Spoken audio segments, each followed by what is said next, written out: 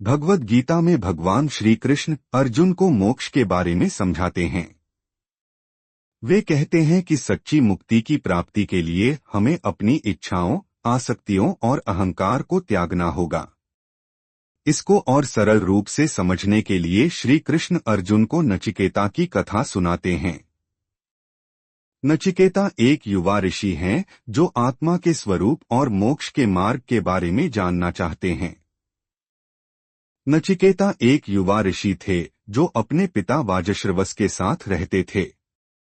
एक बार वाजश्रवस ने एक यज्ञ किया और अपने पुत्र नचिकेता से कहा कि वह अपनी सभी गायें दान कर देगा।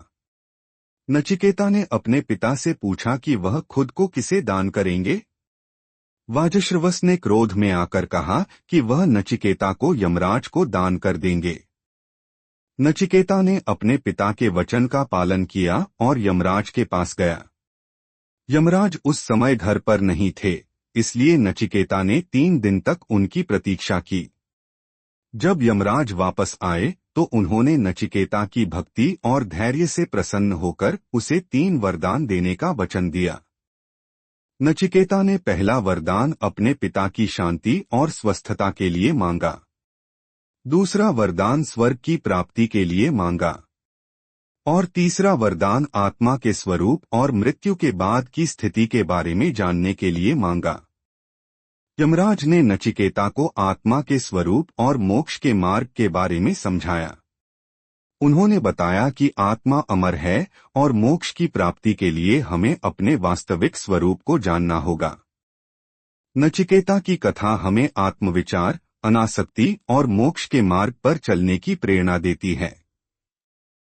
कठोपनिषद में नचिकेता की यात्रा को यमराज के साथ एक संवाद के रूप में वर्णित किया गया है। नचिकेता की यात्रा से हमें यह समझने में मदद मिलती है कि मोक्ष केवल एक अवस्था नहीं है, बल्कि अपने वास्तविक स्वरूप की अनुभूति है। इस कथा से हमें ये सीखने को मिला कि मोक्ष की प्राप्ति के लिए हमें अपने जीवन में आत्मविचार, अनासक्ति और निष्काम कर्म को अपनाना होगा। इसके अलावा हमें अपने वास्तविक स्वरूप को जानने और ईश्वर की भक्ति में लीन होने का प्रयास करना होगा। अगर आपको यह वीडियो पसंद आया होगा तो चैनल को सब्सक्राइब करें ताकि हमें प्रोत्साहन मिले और हम और ऐसे ज्ञानवर्धक वीडियो बनाने की कोशिश करें। जय श्री कृष्ण।